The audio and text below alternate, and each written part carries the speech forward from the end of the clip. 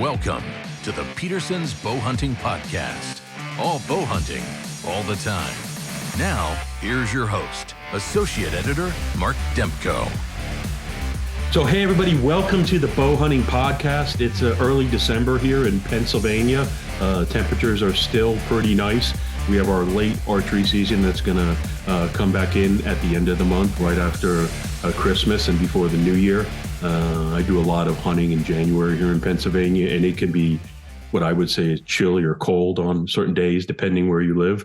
It'll get down to below zero. It'll probably get in, the teens or low 20s in the morning, but it's nothing like where our guest hunts. I'm really excited to have Brad Fenson join us. For those who don't know, Brad is our crossbow columnist for Petersen's Bowhunting, and he lives in Canada, specifically in Alberta. Brad, welcome. Thank you so much for joining us on the podcast. Oh, thanks for having me. Talking about cold weather is half of our year, so we know the topic well. Yeah. Now you hunt not only across Canada, but throughout North America. I know you get down here in the States a lot and things like that. But is it safe for me to assume you do a lot of cold weather hunting by the time December rolls in?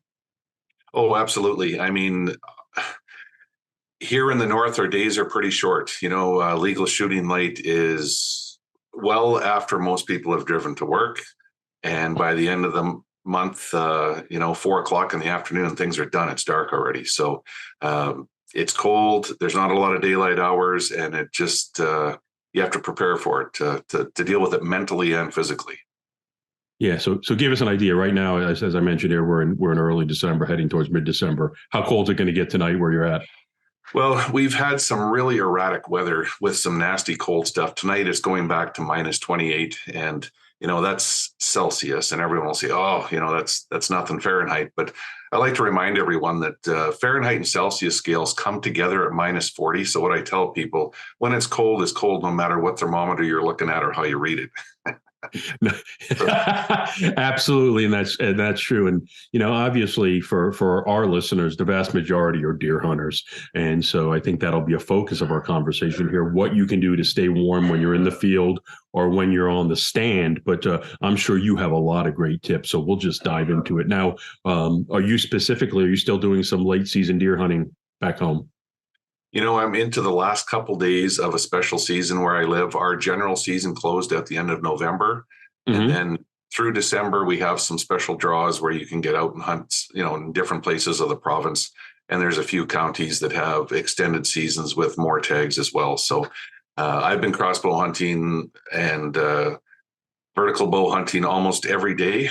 And not the weather isn't so much hampering me, it's the workload. So, I would prefer to be out there all day long in this late season stuff, because the cold, even though it affects hunters, it also affects the critters, and it gives us an advantage if we can be out there. So I like to go for all day sits. The days are short. There's not a lot of daylight hours, but cold makes the critters want to eat and have to eat and get more calories and stuff too. So we can use that to our advantage by being out there all day and being prepared. Yeah, and you know what? That's a great starting point. Here in the States, a lot of times when you get to the late season and guys are bow hunting, they're going to try and key in a well-used food source or someplace where you might have the deer coming out in the evenings, and you're going to do evening sits. Not for everybody. For most of the time, a lot of guys won't get out maybe first thing in the morning, but in the evenings, especially if they can pattern a buck. Sounds like it's a little different where you hunt up there. What are your primary tactics when you're getting out deer hunting in the late season? As you mentioned, your days are shorter, it's cold. How do you change things up when you're trying to get a deer in those last few days? It's probably very similar. In Alberta, you can't use bait or things like that. So I like to say it's an old-fashioned hunt where you do your homework, you find the bedding areas, the travel routes, the main food sources, the highest protein food sources, especially this time of year. Earlier in the fall, you might find deer spread out over a bigger area. And come this time of year, you find concentrations of them. And some people say, well, they're yarding up. There's not enough snow to force them to yard up now. It's that they've keyed in on a food source that's high protein, where they can take in more calories in a shorter period of time than somewhere else. And they know it, whether they can smell it or sense it from the other deer or whatever it is. I've looked at that for years, but deer attract deer, and where there's good food, they will find it. So Setting up on a food source is always smart. It means you're more exposed. I love hunting travel corridors. I find that those big bucks are still very secretive in terms of how they like to live, what they like to do. And we're entering the post rut, which is also my favorite time of year because those big bucks are roaming, hoping to find that last doe or two. And again, that's why I said all day, because the last 3 years I've shot very nice bucks here at home, and all of them were in December, and all of them were midday or mid-afternoon. So, those big bucks are roaming. They're really low on calories. So they'll stop to feed wherever they can and just keep running. And they'll cover miles and miles. So sitting in a tree or a blind and making sure you got everything in your favor can often produce a deer that you've never seen before, which is, that makes this time of year very unique. Yeah, now you've already touched on a couple times that you're hunting all day or almost every day, even if you have a shorter window as far as daylight hours. So that begs to ask you, as far as when you go out, what are the first things you need to consider as far as staying warm, or what's your strategy to prepare to stay warm for, say, 6-8 hours a day if you're out there that long? Well, obviously, dressing for success is key. But if you want to know where I start my day, you make sure you get a good sleep, because when you're tired, you don't feel right, and you're just, more susceptible to the environment. I'll sort of jump back to the history in Alberta. This part of the world was settled probably 100 and some years ago, which isn't that old compared to Pennsylvania. And there's still lots of trappers here. And I've spent some time on the trap line. And the best way to fight the cold is to start your day with a proper meal. And the trappers always had something with high fat. They'd cook it in lard, and they'd have bacon. And I was with some of them sometimes. They'd even stir lard or butter into their coffee in the morning. And they said it absolutely makes a difference in terms of how you break those things down and the fuel it creates within you.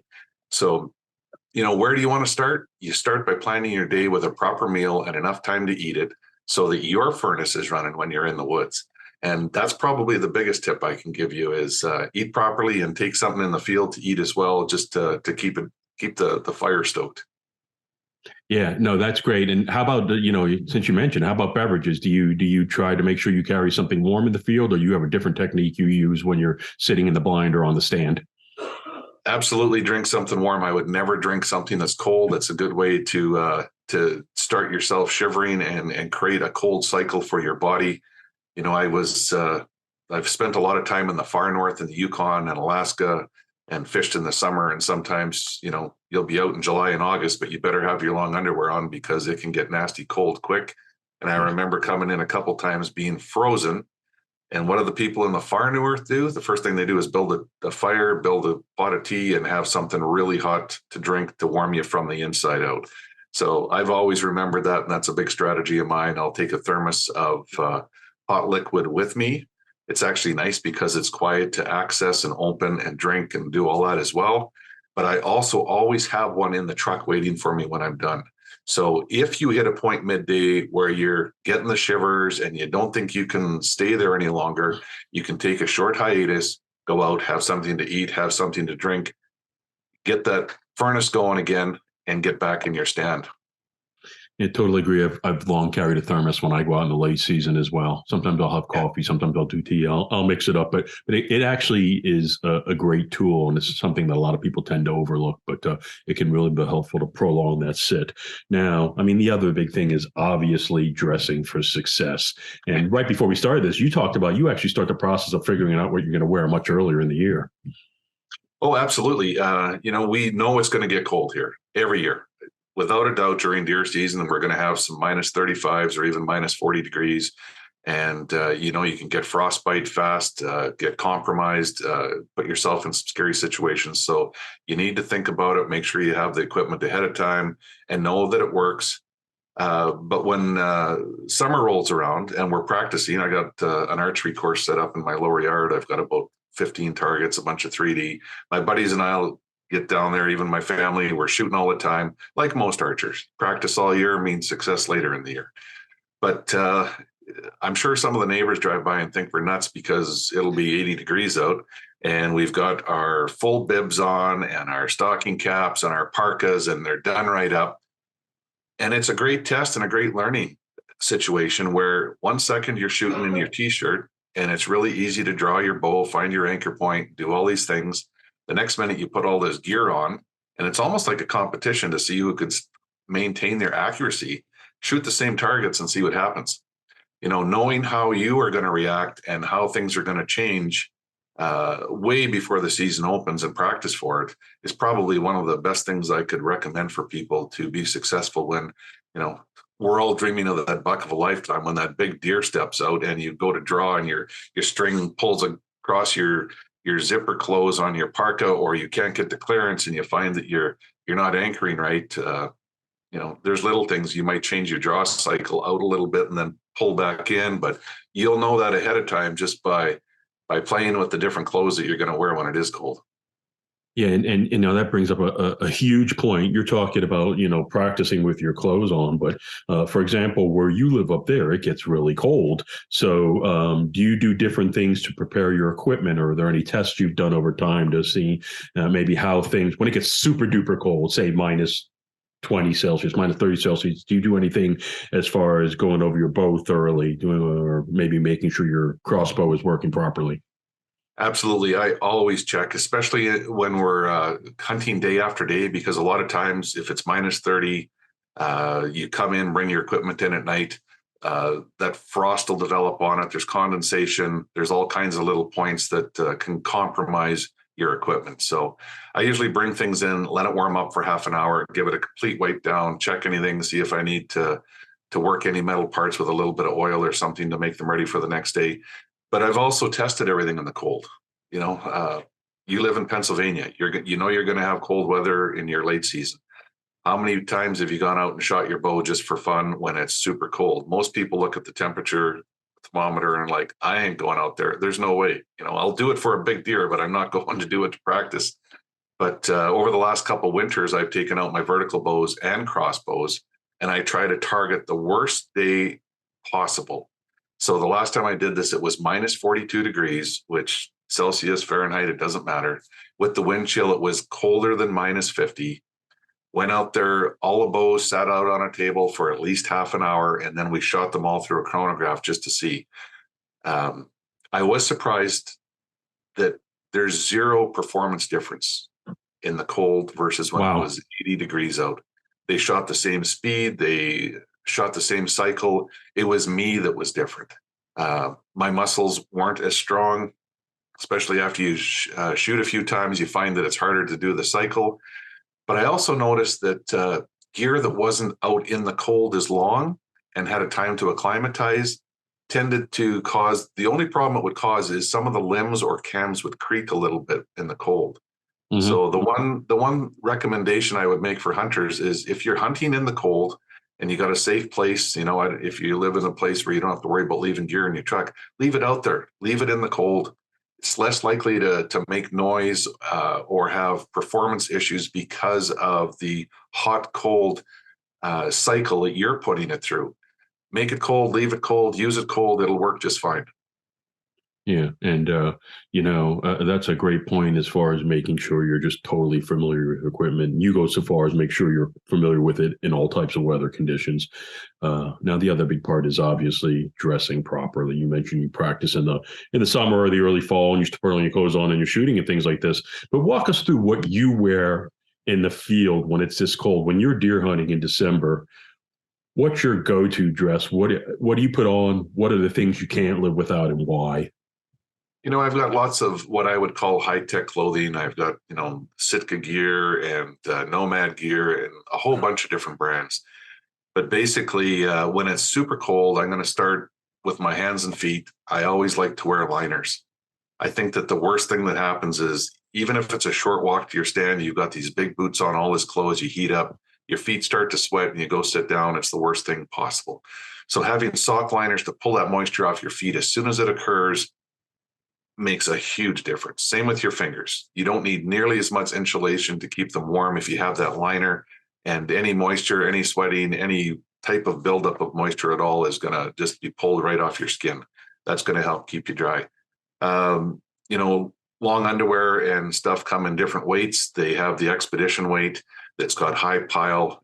If you tend to get cold, use the heavy stuff. Make sure you have it for those really cold days. It's really not that much more bulky. When we're talking about long underwear in terms of normal and expedition weight, there's not a big difference in terms of the thickness of the clothing, but there's a huge difference in the insulation value. So if you tend to get cold, use the really good stuff. And then I dress in layers. And I'll give you an example. I was hunting Kansas one time, and everyone else in camp refused to hunt out of a tree stand because it was cold. It was like minus 28 Fahrenheit, and there was a 30-mile-an-hour wind, and everyone said, I'm not going up in a tree. But I had some really good clothing from True Timber that is actually a mid layer, a puffy layer that was down-filled. So I had down-filled pants and a vest that I could use under my regular hunting clothes. And I put that on, and I'll tell you, it was awesome. I stayed hot. I wouldn't even say I was warm, but I was hot. If I stayed done up, I held the heat just like a goose would that was out on a lake in this type of weather. So dressing in layers and finding a puffy layer for that in-between layer can really make the biggest difference. And of course, always keeping things quiet with all the synthetics that we have nowadays. I think back to the 1950s when everyone wore red plaid and wool underwear. Man, my grandpa wouldn't believe the advantages we have today in terms of technology in our clothing. Nobody should be cold. If you buy the right stuff and you wear it right and you do it up and keep it done up and follow, the recommendations, like if you're walking in, let your heat out, then do it up, different things like that. It's gonna work for you. Yeah, and you touched on the layers, and that's a strategy I use a lot. I'll carry a couple extra things in a pack. There's no problem with that. And obviously, you want to keep from overheating internally because once you start sweating, it's hard to reverse that process. I mean, there's a lot of great base layers. I wear Ibex Woolly Tex. They're great. They're a wool-based product. They'll wick the moisture away from your skin. But especially when it's that cold, once you get perspiration or once you start to overheat, it's hard to reverse that process. So that's great. Now, I think the other thing is, and I don't know why, I feel like sometimes hunters will overlook wearing the proper headgear. I always make sure I keep my head warm, but you lose a lot of heat through your head, but if you don't wear something like a knit cap or something good. But that's important. Touch on that. What do you wear as far as headgear? You're absolutely right, Mark. You can probably dress your entire body, your feet, your hands very well, and if you don't cover your head properly, you're going to lose enough heat that the rest of your body will get cold. So I like to wear a balaclava style covering. I have a number of different hats. When the wind chill is really high, I actually have a fur hat with ear flaps that I can pull down. And the only thing I don't like about wearing real heavy hats is what I'll say is I'm always on point when I'm hunting. You're probably the same. Anybody that's serious likes to keep all of their senses on high, and I find that it dampens my hearing ability a bit. So all of my larger hats, I've made sure that they have ear holes in the ear flaps so that I can hear through them, and it does make a big difference. I want to be able to hear what's going on, know what's going on, and but first and foremost, be warm. So wool hats, balaclavas, neck gaiters that you can pull up over top your head. It can be an extra layer or your base layer, but a neck gaiter is probably a great place to start, covering your chin, your neck, the top of your head before you even put a hat on. And then that gaiter can be used to pull up over your nose. They come in different thicknesses. They actually some of them have breathing ports in them.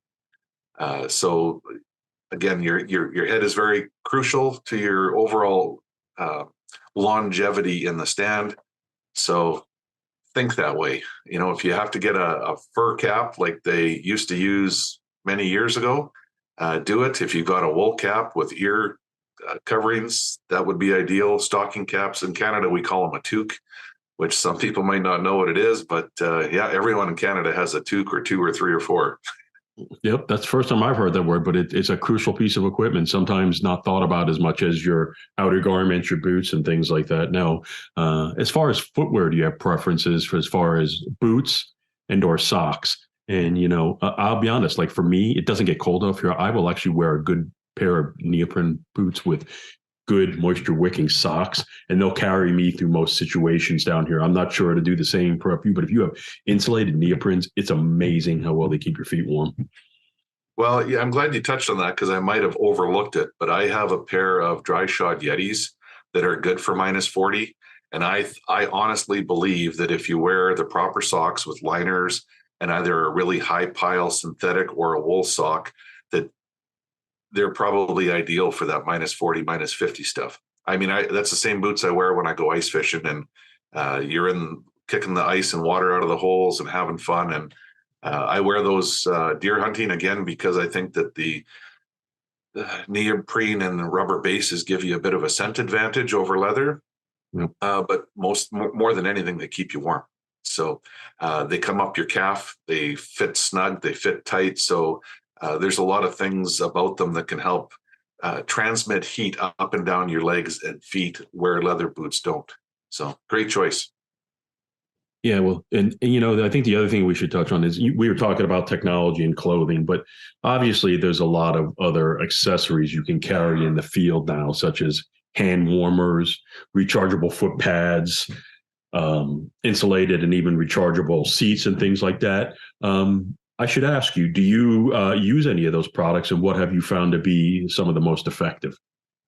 Absolutely. I do use a couple battery operated products, but I find that they're compromised in the extreme cold as well.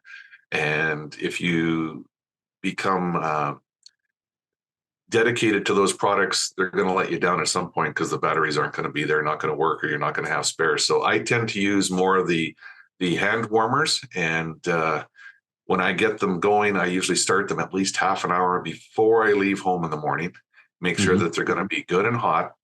But I actually don't put them on my hands. When I get all my layers of clothing on and you have a tight wristband, I put them where the blood flows to my hands. So I put them on my wrists to warm the blood moving in and out of my hands. And I find that that is the best thing I can do to keep my dexterity and my hands warm. So hand warmers are great when you put them in your glove, but I find that often, I'm not sure if it creates moisture in your hands again or something, but I find that my fingers can get cold. Whereas if I put them on my wrists, control the heat in my blood flow, it's much more advantageous. Yeah, thank you for that. I actually never thought about doing that. That seems like it's a great tip. I'm going to have to try that out myself. Now, we sort of went around this, but it sounds like you do some blind hunting and some tree stand hunting. When you're hunting in the blind, you obviously don't have a ton of room when you're in a tree stand, but when you're hunting in the blind, do you take any other steps to try and stay warm when you're sitting on the ground and maybe you have a little more room around you? I do have a propane heater. I bought it last year, so I haven't used it for years and years. I find that just getting out of the wind is the biggest advantage of a blind. And I make sure I brush it in with lots of limbs and stuff, which adds a bit of an insulation layer to it as well. But sitting in a blind, I find just gives you that little bit of an advantage to stay warm, makes a big difference. I really don't think that the heaters affect you in terms of deer being able to smell you or sense the heat or anything like that. I've had some of them walk right by. I do know that it compromises my hearing a little bit because it does have a low grade hissing sound. Again, it's just being a real fussy hunter that I like to be able to hear what's going on. And a lot of times, most of the times I'll hear the deer coming before I see them, which is a great advantage of the cold. That snow is creaky and squeaky, and deer that are moving 80 yards away, you can hear them coming. So it allows you to be prepared, be ready, know the direction they're coming from, and keeping your senses about you and having them at high alert and being able to use them makes a big difference for success. Yeah, absolutely. And so I have one other question for you. What's your best or your most memorable late season deer hunting story? What's the story that pops out at you when we're talking about all this cold weather prep? I've got to ask you that. There's probably a really great story that you have to share with us. One that stands out is I did a special hunt in eastern Alberta where I was allowed to take 2 bucks, and with the wind chill, it was minus 56 degrees. It was absolutely nasty. Traveling with the wind was bearable, but coming back and traveling into the wind was brutal. It would freeze exposed skin in under 30 seconds, and you had to be very careful what you did. But the deer were impacted by the cold too. They were up and moving, and I ended up shooting a really great mule deer and a big whitetail on that trip. And it will always stand out in my mind as one of the coldest adventures I've ever had, but one of the most rewarding. And of course, nobody was hurt. My buddy and I, we hunted in the same block of timber, and we couldn't see each other. But being prepared, you can deal with any of this weather, and people did for centuries, and that's why we're still here today. So we have a huge advantage with the gear we have. We just need to learn how to use it properly and embrace it. I'll just step back 1 second in terms of hand warmers and heat. I always do wear bibs. I like to keep my kidneys covered, and that midsection of my body, I find if you can keep it warm, which goes along with drinking warm liquids, if you keep that warm, it's easier to keep everything else warm and keep your extremities warm. And people that are prone to cold, if I have some buddies come up from Texas or Florida that are hunting up here with me, whether it's waterfowl or big game or whatever, we go to Costco or one of those big stores and buy some of the Thermacare belts, which is a heated pad that you would use for back pain. And I give them those. And they've all said that it makes a huge difference if you're going to be sitting for 8 hours in the cold. Keep your kidneys warm. Use one of those belts that is designed for helping you deal with back pain. Put it on, it lasts for 8 hours, so you're good for the entire day, but it'll help you stay on stand much longer and keep you a lot more heat regulated. Yeah, and as we were talking, I had one other thought that I wanted to share. People don't always think of this either. No matter what you do, especially as it gets cold, try to keep the wind and the cold off your neck. Now, I say that because you touched about wearing the hats. There's a lot of jackets now that have hoods and things, and sometimes you pull them up, they can restrict your visibility, just like you were talking about your hearing. So try to come up something with your knit cap and a real high collar or something else where you can keep that wind off your neck. Because even when you're talking about 2 inches exposed, if that's blowing on you, you're going to get cold quickly. So there's a lot of little things you need to think about when you go into the late season, as far as not only the hunting tactics, but trying to stay warm. And, you certainly have a lot of great tips that you've shared because of the extreme cold you faced, not only hunting at home, but in some of the travels you've done. So I wanted to take some time. I want to thank you for joining us. I mean, what you've shared is incredible. We've covered a lot. So thank you. You're welcome. It's always fun. And I share it because I've learned from trial and error, and deer hunters are a passionate crew. Archers are a passionate crew. So being able to share things to encourage people to get out and do it, stay out and be successful it just helps all of us. Yeah, well, thank you so much. Good luck with your last few days that you have here of deer hunting, and as you switch to some of your other hunting that you'll be doing, like waterfowl and things like that. And for everybody who's listening to the podcast, you either have some late archery seasons going on right now, or they're going to come back in the end of December and into January. A couple states will even go into February. So good luck, everybody. If you haven't filled your tag, there's still time. Just stay warm and have a great time. Thanks, everybody. We'll see you next time on the Bowhunting Podcast. Thanks for downloading the Petersen's Bowhunting Podcast. All bow hunting, all the time. Pick up the latest issue of Petersen's Bowhunting magazine on your local newsstand, or connect with us online at bowhuntingmag.com.